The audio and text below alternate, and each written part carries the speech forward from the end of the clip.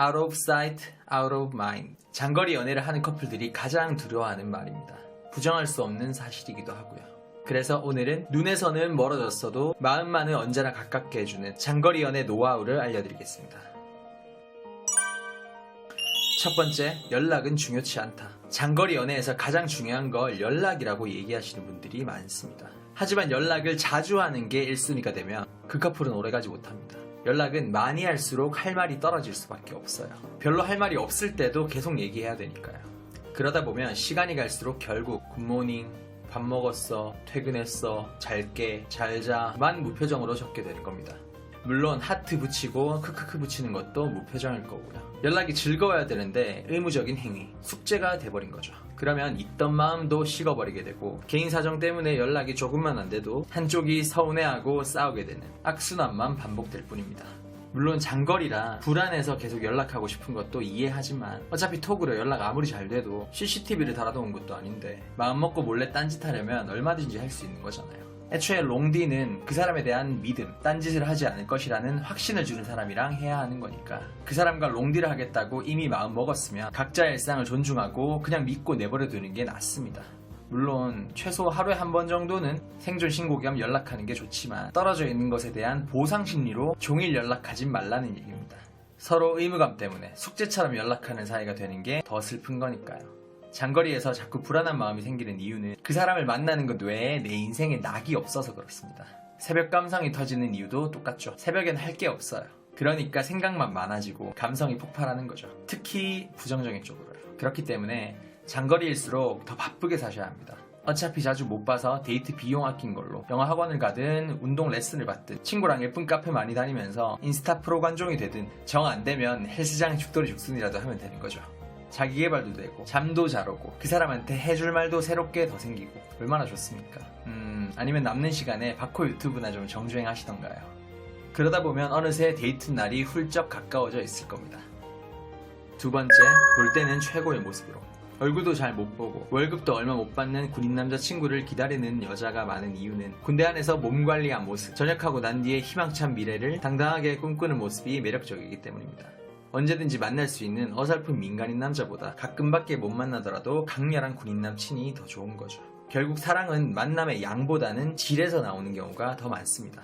장거리 연애도 이거랑 같아요. 가까이 있는 커플은 너무 자주 보다 보니까 상대방한테 잘 보이는 게 귀찮아지고 그래서 서로의 소중함을 잊게 될 때가 많죠. 하지만 잘 못 보는 롱디 커플은 데이트할 때 평소에 모아놓은 감정 에너지를 한 방에 방출할 수 있어요. 군인이 휴가 나가는 마음처럼 말이죠.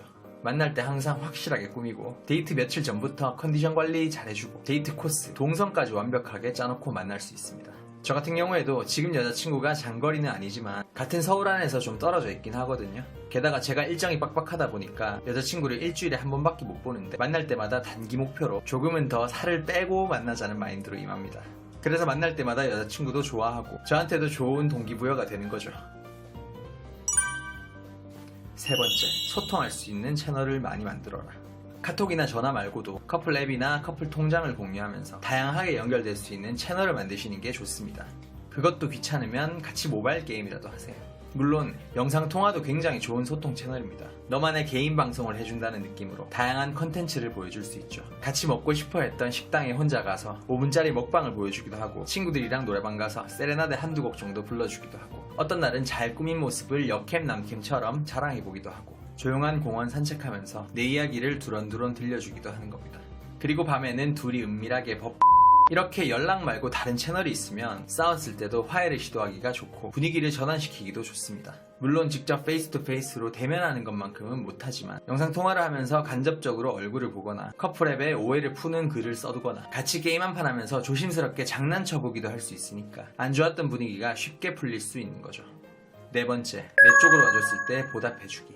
롱디 커플이 만나는 건 당연히 한 사람이 다른 사람이 사는 지역으로 가는 시기예요. 그때 그 지역에 있는 사람이 와준 사람이 뭔가 보답을 해줘서 상대방이 오길 잘했다 이 생각이 들도록 만들어야 돼요. 그러면 서로 기꺼이 상대방이 사는 곳으로 갈 마음이 들 것이고 서로 고마움을 표현하니까 감정도 더 돈독해지죠.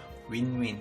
여자분이라면 남자친구가 나를 보러 왔을 때 더 개방적으로 스킨십을 해주고 반대로 내가 만나러 갔을 땐 스킨십에 좀 소극적이고 부끄러워하는 모습을 보여주면 돼요. 그러면 남자친구는 내가 만나러 가면 여자친구가 더 적극적이 되는구나 싶어서 더 나한테 기꺼이 더 자주 오게 되는 겁니다. 반대로 남자분이라면 여자친구에게 소소하더라도 선물을 하나씩 챙겨주는 게 좋습니다. 고전적인 꽃도 괜찮아요. 은근히 좋아하는 여자 많거든요. 근데 이렇게 하라고 하면 어떤 남자분은 너무 선물을 계속 주다 보면 여자친구가 골드디거가 되는 게 아닐까요? 라고 걱정하기도 하던데, 애초에 올 때마다 명품을 사주는 게 아니라면 쓸데없는 걱정입니다. 소소한 선물이라고 하면 브랜드 매장에서 2, 3만원짜리 티셔츠 한 장, ABC마트에서 특가로 나온 5, 6만원짜리 신발, 다 만나고 헤어질 때 집 가서 챙겨 먹으라고 영양제나 케이크를 쥐어주는 식인 거예요.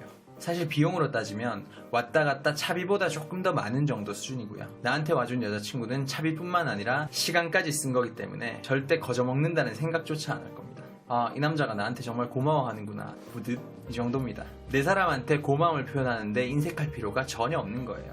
참고로 제가 바쁠 때 여자친구가 제 집에 자주 와줘가지고 고맙기도 하고 와서 심심하지 말라고 고사양 컴퓨터랑 그림 그리는 타블렛까지 세팅해준 적이 있습니다. 당연히 사랑은 더 돈독해졌고 여자친구도 기꺼이 바쁜 저를 이해해줬죠. 윈윈.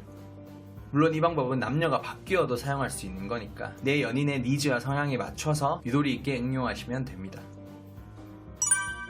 몸은 멀어졌지만 덕분에 오히려 더 서로 애틋하고 더 보고 싶어지는 건강한 롱디 커플 되시길 바랍니다. 도움이 되셨다면 구독과 좋아요 부탁드리고요. 저는 연애를 밝히는 남자 바코였습니다.